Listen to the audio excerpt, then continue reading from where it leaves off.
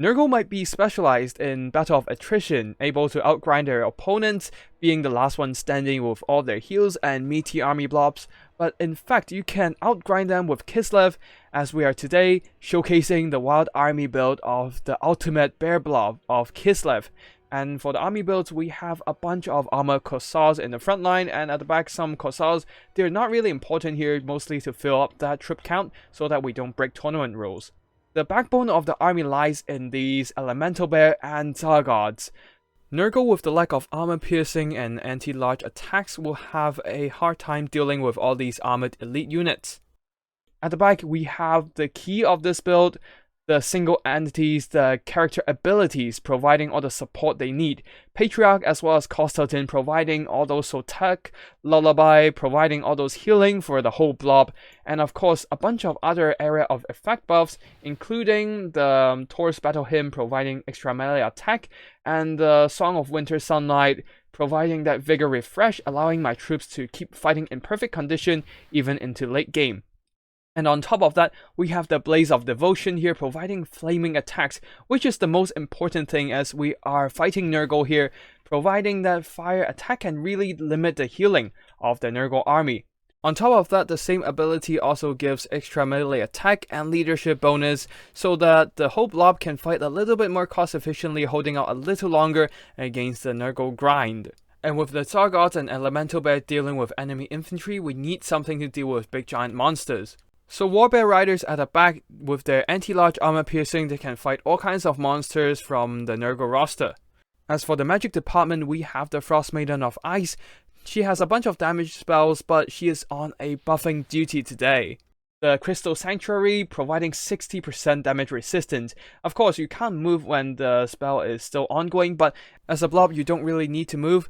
You're mostly just trying to tighten your formations, hold your ground, stand against the tide of Nurgle army, and see who buckles first. With the lack of mobility in this army build, the movement penalty is not really much of a problem. Anyways, that's basically it for the entire Kislev Bear blob. Let's have a look at the Nurgle army. With a lot of infantry actually, of course the staple Nurgling supported by a bunch of Forsaken at the flank, and then we have some Plague Bears of Nurgle in the front line absorbing the charges and missile units of the Kislev army, and in the skies we have some Chaos Furies for disruption, as well as a single Herald of Nurgle on a Rodfly, staying safe in the skies as Kislev do not have any flyers, and providing some extra armor piercing as well as spell support. Also relatively safe against missile attacks due to their smaller hitbox and decent speed. And of course we have the big scary double soul grinder. These double plague mortar will be doing massive damage against my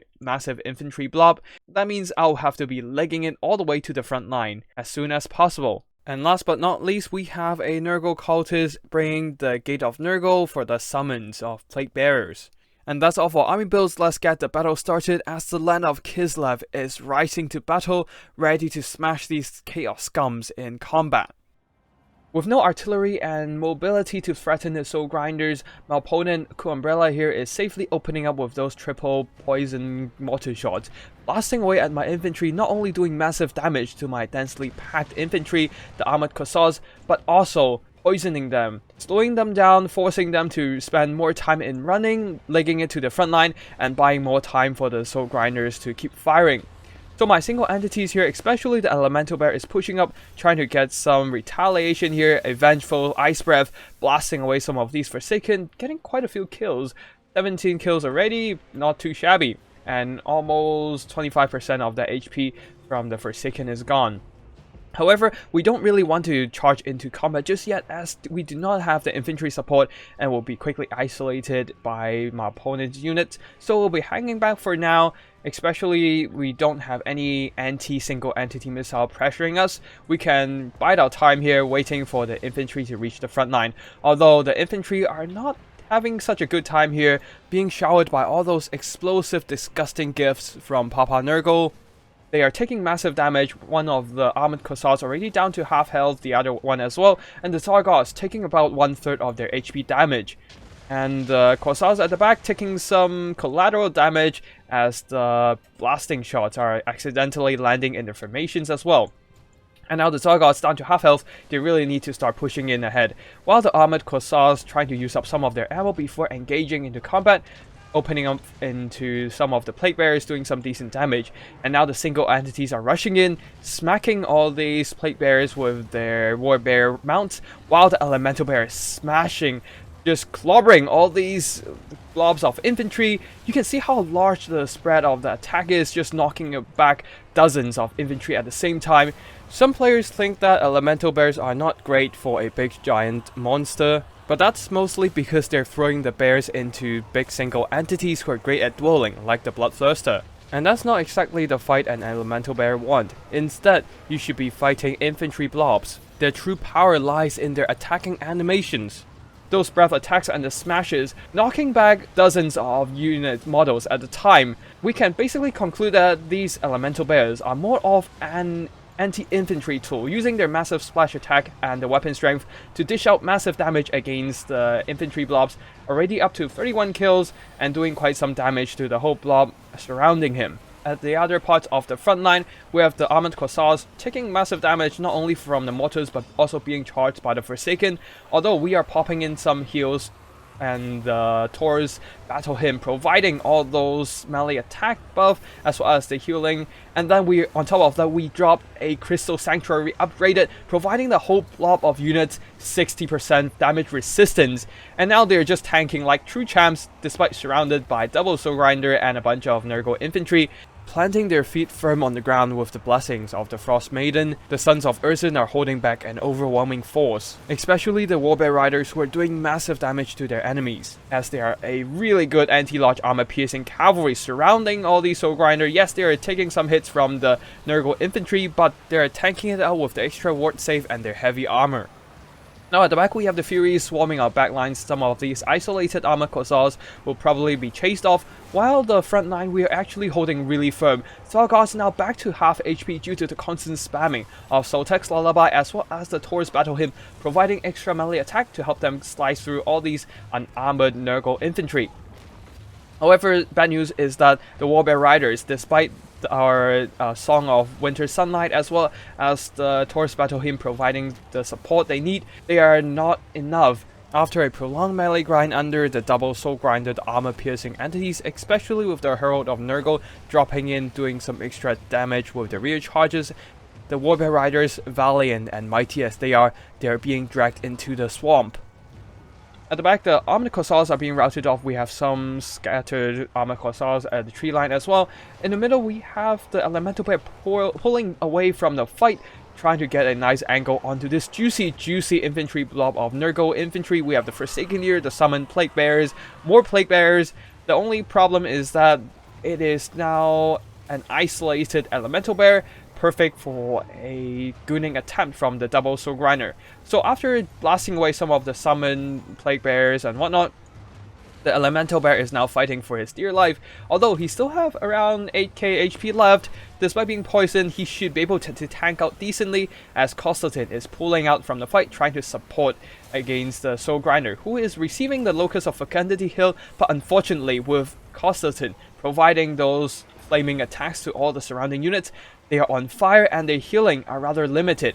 And now Constantine pulling out from the fight with the superior Warbear mass. He's now charging into the back of one of the Soul Grinders, smacking it in the back with the armor piercing attacks, supporting the Elemental Bear just so he doesn't suffer a 2-to-1 fight. And the Elemental Bear is doing massive work here. 2 chevrons, 92 kills, and 1.8k damage. Definitely doing some heavy lifting, grinding throughout the blobs, and now smacking all the Soul Grinder in the fight with the attack buffs from Constantine and giving the Soul Grinders a proper beating. As for the middle, we have the Zargoths, still having almost 50 unit models left, over 100 kills, getting some quite decent value, grinding through all these unarmored weakly infantry of Nurgle. Maybe they can heal, but unfortunately against the superior melee defense and armor of the elite Zargoths, these Forsaken Plague Bearers are no match for the elite Kislevite. While over here, the Elemental Bear successfully pushed back the Soul Grinder into the blob, and now with Constantine 2-on-1ing the Soul Grinders, one of the Soul Grinder is now fading away. banished back to the immaterial realm, while over here we have the Outer Soul Grinder trying to backstab the Elemental Bear, but buffed up by the Crystal Sanctuary. The 60% damage resistance is clutch here, helping the Elemental Bear hold, who still have 40% of his health left, while the surviving Soul Grinder has taken massive damage and now down to around half health. And with this little small blob here, with all the infantry from the Nurgle army gone, the single entities isolated by a bunch of Kislevite infantry, as well as the Warbear Riders, not Warbear Riders, but the Warbear mounted heroes, as well as the Elemental Bear smacking at the Soul Grinder, obliterating all the Nurgle forces with its freezing body slam. And at this point, things are looking pretty desperate for the Nurgle forces, as the remaining Soul Grinder being isolated, surrounded, it is also fading away. And with that, the army losses is hit, even the Herald of Nurgle are now fading back into the warp. Overwhelmed by the Elemental Bear, the Zargots, who are still fighting and kicking at around half health, thanks to all the heals from the double Patriarchs. And with that, the Kislev Bear Blob has successfully outgrind the Nurgle army. So now let's have a quick rundown of this army build in the post-battle screen. We have basically the single entities here, the double Patriarch, one of them Constantine, providing all the buffs to protect the Elemental Bear and also heal up all the surrounding units, especially the Zargots, who are still half HPs, half their models left after the whole fight. If you remember, the Zargots, by the time they enter combat, they're already down to less than half health due to all the Soul Grinder bombardment, but with all the OP healing from the double Patriarch, 6 heals in total available in the whole game, they actually sustained enough to keep fighting on till the late game, getting 2 chevrons and over 2k damage for a 1.1k unit. The damage value is absolutely insane, and speaking about insane damage value, we have the Elemental Bear over 3k damage, of course thanks to the Herald of Nurgle and all the single entities here healing up on the Nurgle side, allowing the Elemental Bear to dish out more damage than they can, but still, getting 92 kills and getting 3 chevrons from beating up all those Soul Grinders and killing off all the Nurgle infantry, definitely a great performance. Thanks to all the Battle Hymn buff, as well as, of course, we can't forget about this, the Frost Maiden providing those Crystal Sanctuary, not only protecting the Zargots, but also the Elemental Bear and also the Warbear Riders, allowing them, despite being surrounded by opponents' infantry, overwhelmed by the Nurgle numbers, still, they managed to hold the line, getting 2 chevrons and earn back their own value. As for the rest of the infantry units, they are not really there for damage anyways, they're just basically there to distract enemy units, buy time for the single entities, and of course the Zargots to do the damage grind through the opponent's Nurgle army. And then of course Constantine, a great combatant when he's riding his Warbear, and also the Patriarch helping out in melee combat as well, the Frost Maiden also. They managed to do quite some damage against the Nurgle army. As for the Nurgle army, the single entities here not able to do too much here. Getting some kills, yes, but of course we also have the healing. The Soltex Lullaby is really an OP thing, as you can just bring 2 Patriarchs and then you have 6 heals to use throughout the game. And if you really want to go extreme, you have 9 heals. So they need to do a lot more damage than less than 2k on these 2 units to actually make a difference here, as the Elemental Bear and Zargots are just constantly healing up from my Patriarch spams. And honestly, I feel like the tournament rules have to limit these Patriarch deployment. I'm not sure whether they did it in the tournament rules, but definitely it should be something to consider about in the unit selection. Especially when the Soltex Lullaby does not limit the simultaneous healed units.